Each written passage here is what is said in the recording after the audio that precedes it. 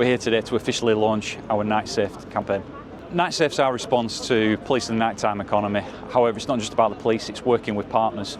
So working with the council, working with licensed premises, but also working with street angels, street pastors, and also working with taxi companies, off licenses, anyone who's part of the nighttime economy.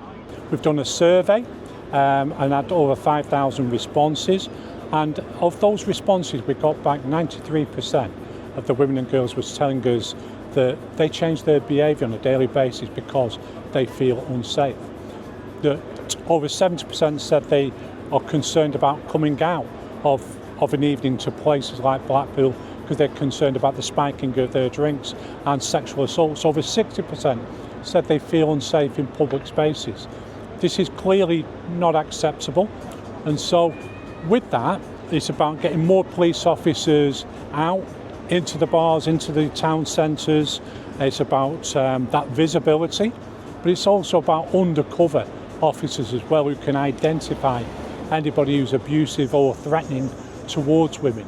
The more that we can demonstrate that we're supporting women and girls and making them safe, the more likely they are to come out into places like Blackpool, in supporting the nighttime economy, and the more women and girls come out, the safer they're going to be. I think probably one of the biggest things that Blackpool Council has done is invest £2.5 million in our new digital CCTV system in the town centre, as well as quite a bit of money improving the lighting.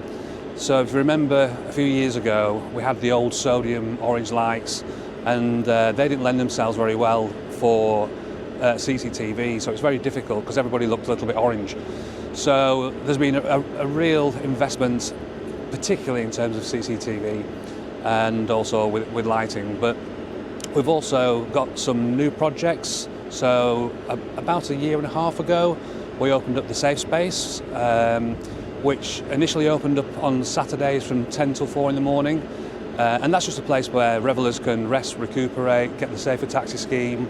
They can get medical help, low-level sort of medical help, where we'll try and sort of reconnect them with their friends or safely back to the hotel. So the most obvious thing is that visibility of police officers, seeing police officers out with the yellow jackets, walking the beat essentially.